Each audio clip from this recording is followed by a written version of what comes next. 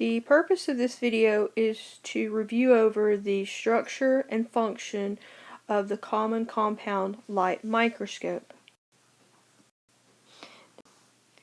Here we have a diagram of several various types of microscopes, including the stereoscopic or the dissecting microscope, the operational microscope, the polarizing microscope. Not pictured are the scanning electron microscope and the transmission electron microscope. However, we will be concentrating on the compound light microscope, and mastery of this particular microscope will lead the student to be able to further their abilities as they move up to the various types of microscopes that can be used in specialized fields of science. Here we have a typical compound light microscope. A compound microscope has two or more lenses. The eyepiece or ocular lens, and then the objective lens. The objective lens being located on a structure called the revolving nose piece.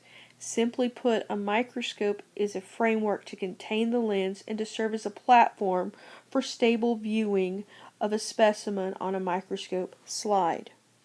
With regards to this microscope, it is biocular, meaning it has two ocular lenses. Because it is biocular, it will have a prism located in this head region to split the image and to direct the image to both of the ocular lenses. Typically speaking, the ocular lenses will have a magnification of 10x. Right here we have our stage. This is where the specimen sits, directly below the lenses.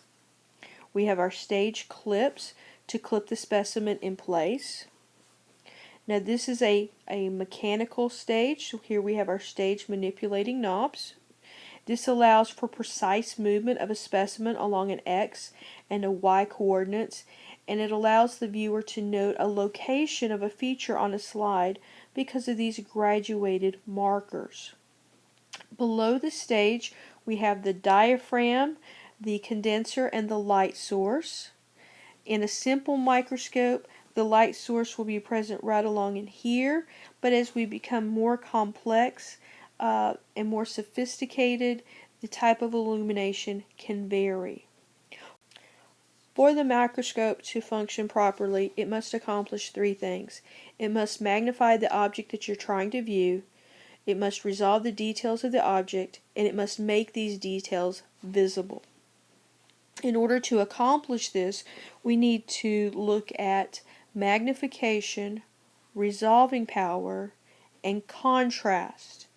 And understanding these areas and having a microscope that maximizes these areas, we will have a microscope that allows for the best observation of a specific specimen. The power to enlarge the image of the specimen when viewed through a microscope is known as the magnification, and it is dependent upon how much the lens bends the light waves. Magnification is expressed in numerical multiples of how much enlargement occurs with the lens. In order to calculate the total magnification, we calculate the ocular lens, which is 10x, times the objective lens. Now you'll notice that this is our objective lenses, and we have 4, and that each lens has 2 numbers, the first number being the magnification. So on our red magnification here, we would multiply 10 times 4, and we would have a magnification of 40 times. If we were on this right here, our oil immersion, we would multiply 10 times 100. We would have a total magnification of 1000 magnification. Do be aware that the higher the magnification, the closer the lens comes to the specimen. And since a higher magnification, the lens bends the light more severely, the specimen is brought closer to the stage because the focus length is shortened. So be careful when you change from a low power to a higher power lens so that you do not accidentally crack the slide. The second number on the objective lens deals with the numerical aperture or the resolution of the microscope. On the microscope slide, the resolution deals with how close can two objects be on the slide and can still be differentiated as being two separate objects. The resolving power is determined by the frequency of the light waves that pass through the specimen and is probably more important than the magnification for having a properly working microscope.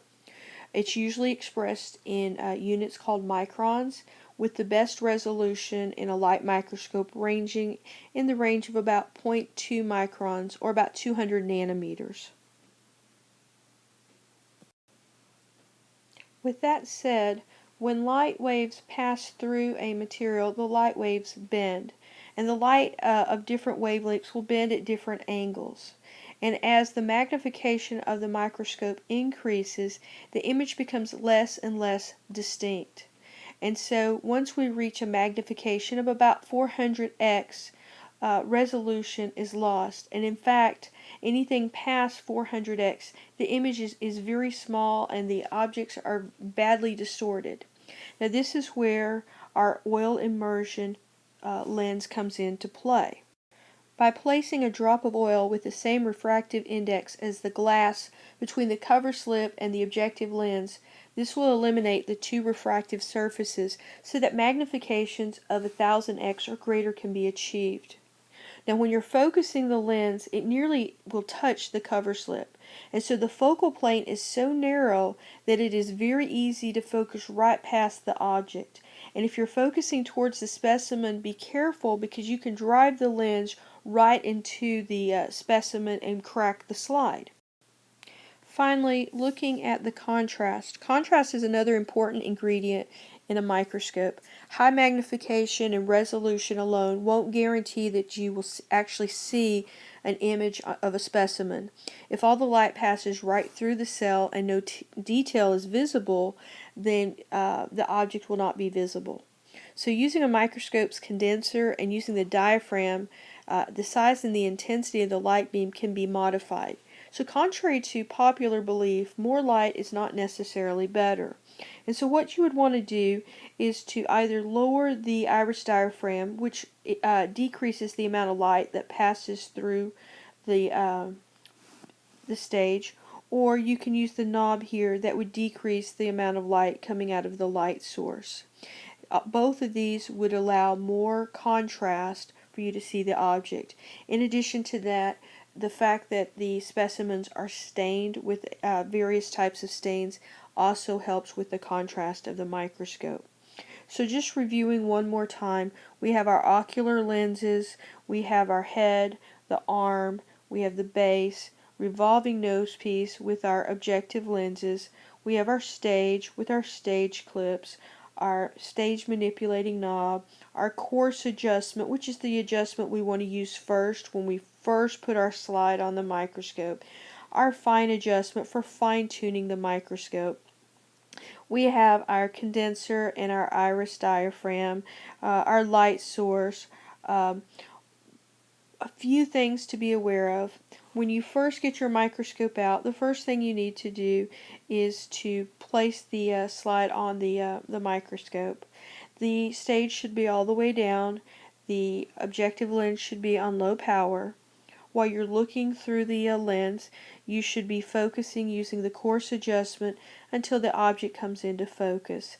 Then fine tune until it is in fine tune with your eyes and you can see the details. Many students forget that in order for a microscope to function, you must plug it in and turn it on. If that doesn't work, check your electrical outlet and see if it has a fail-safe and you have to reset the electrical outlet. When you are finished using the microscope, you want to remove the slide. You want the stage to be removed all the way down. You want the objective lens to be on low power, and you want to carry the microscope with two hands, the arm, and you want to have one on the base. Because our light source is located in the base, it may be warm to touch, so do be careful that you do not burn your hands. So some final pointers with using the microscope. We start off with our low power magnification. Now remember, our low power objective times our ocular lens. If we have a 4 and a 10, we would have a 40 magnification. This allows us to scan for an object and to generally find the object on the slide. Now when we change from low power to high power, you'll notice our object is fairly in focus. This is known as parfocal. Parfocal means as we change from one lens to the next, the object is fairly in focus and just needs to be fine-tuned. The next thing I want you to notice is that as we go from a low power to our higher power, that the area we're looking at becomes smaller, but we increase the size. So we are not looking at this entire area anymore, we're just looking at a small section, but taking that small section and enlarging it. So to keep from losing the object, if we wanted to find something that was located right here on our slide, we would want to make sure that this object right there, this structure we want to identify, is right in the middle of our field of view. Therefore, when we increase from our low power to our high power, this object would still be right in here. If we were focusing on something and it was over here, when we change from our low power to our high power, it is no longer in our field of view being this location there. And as we go from our medium power up to a higher power, again, this is a 40, here we have 10, so 40 times 10, we would have a 400 magnification. Again, you'll notice that our working area becomes smaller, but the details of that area become larger. So always keep what you want to find in the center of your field of view, so as you change from one power to the next, you do not lose the object that you're focusing on.